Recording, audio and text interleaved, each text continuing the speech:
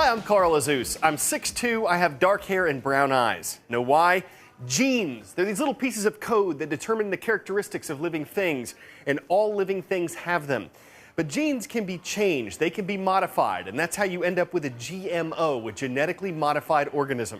Some companies modify the genes of animals and plants that are part of our food chain. Over the weekend, protests like this one happened in dozens of countries around the world. 2 million people protesting against GMOs and against one specific company that makes them. Jake Tapper digs into the details.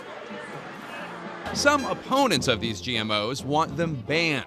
Others say foods whose DNA has been changed need at least to be labeled. Monsanto is a leading producer of genetically modified seeds and herbicides. In the last quarter alone, Monsanto sold seed, much of it modified, worth more than $4 billion. It's a business, the company says, that is helping to feed the planet. It's a vision that strives to meet the needs of a rapidly growing population. But the protesters want to know just how their food is being re-engineered.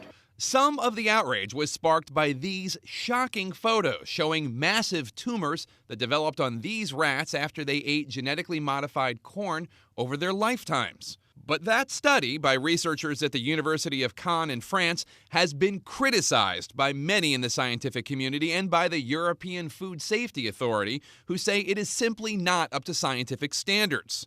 Even so, the disturbing tumor photos did lead many to question their own standards about what exactly we're all eating. One question, how can you know if you're eating genetically modified foods and feeding them to your family? Well, you can't.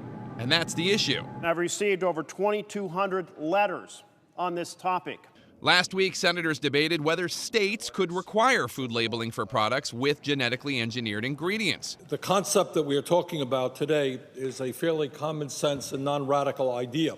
The legislation introduced by independent Vermont Senator Bernie Sanders failed. When you take on very powerful biotech companies like Monsanto and large food corporations, who in many ways would prefer that people not know what is in the food that they produce, they're very powerful.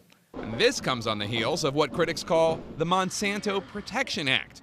That's legislation passed by Congress and signed by the president earlier this year, a bill that allows genetically modified crops approved by the Agriculture Department to be grown even if there is action in the courts declaring them to be dangerous. On its website, Monsanto states, quote, "Plant biotechnology has been in use for over 15 years without documented evidence of adverse effects on human or animal health or the environment." Legislators who sided with Monsanto say the company is improving on nature. I think it would be more accurately called a modern science to feed a very troubled and hungry world. Today's first shout out goes out to Mrs. Hansey's History and Government classes at Layton High School in Layton, Utah. Where will you find the city of Timbuktu? Here we go. Is it in Asia, Africa, South America, or nowhere? It's fictional. You've got 3 seconds. Go.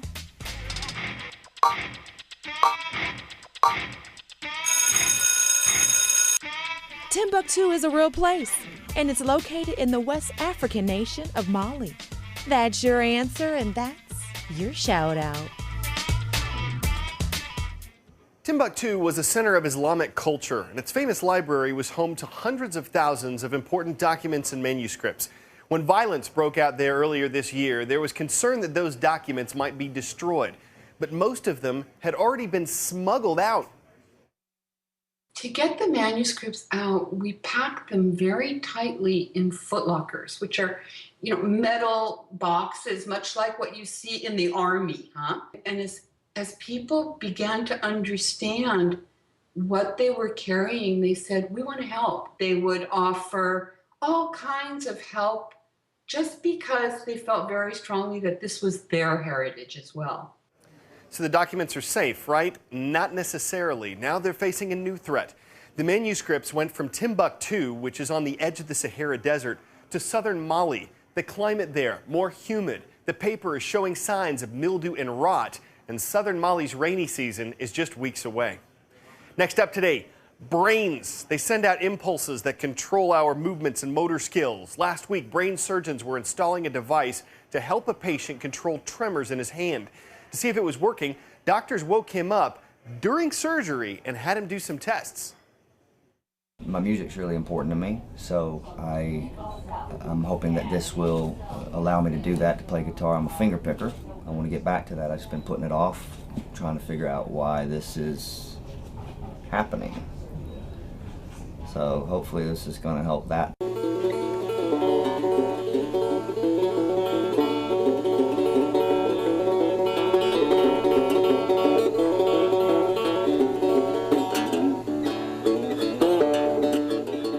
What we saw was a level of precision and a level of control that he has not experienced in years. And that second stage is when we implant the generator that actually sends the electrical impulses to his brain. Sydney Corcoran and her mother were both injured during the Boston Marathon terrorist bombing last month. They both survived, but they had severe injuries. Sydney is 18, a senior in high school, and while she and her mother were recovering, Sydney had her sights set on some upcoming milestones. Senior prom, her high school graduation. She wanted to get to both. Sydney didn't just make it to prom, she was crowned prom queen. When I was in the hospital, I didn't think this was going to be possible. And then I got to the rehab, and because I was up and I was doing stuff, it felt more like I could do it, and it was a goal. Like this and graduation were definitely goals. Today's Shout Out Extra Credit goes out to Ms. Carlton's students at Black River Public School in Holland, Michigan. Now, which of these is an arthropod? You know what to do. Is it a squid, ant, slug, or mushroom? Rewind that clock to 3 seconds and go.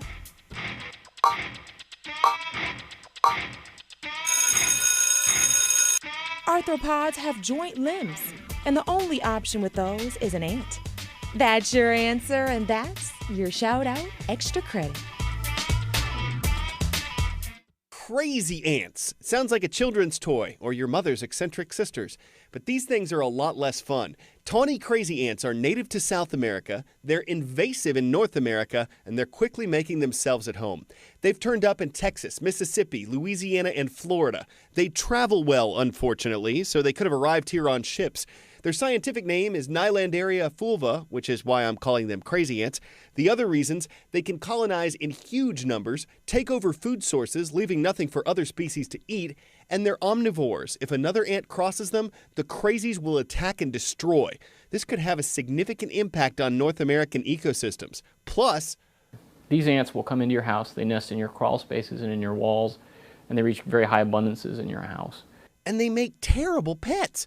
They like to nest near electrical equipment like the switch box in your house or the wiring in your car. They can short that out. And that's just one reason why they're crazy.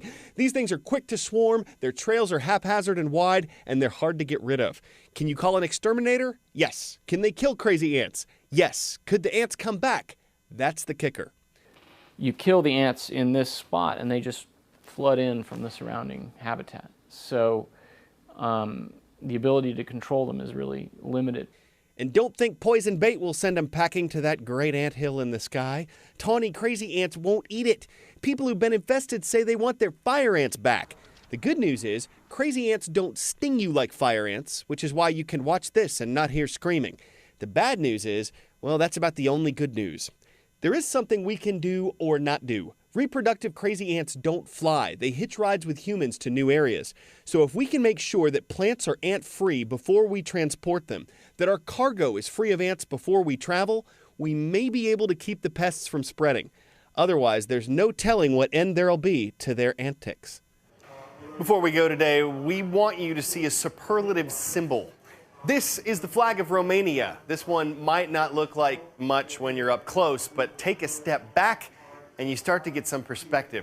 This isn't just any flag, it's the largest flag in the world, 1,145 feet by 744 feet. It took 44 miles of thread to make the thing and 200 people to help roll it out. It's too heavy to actually flutter in the wind, but when it comes to formidable flags, thanks to its banner achievement, that one has taken over the pole position. It's time for us to fly. We'll see you tomorrow on CNN Student News.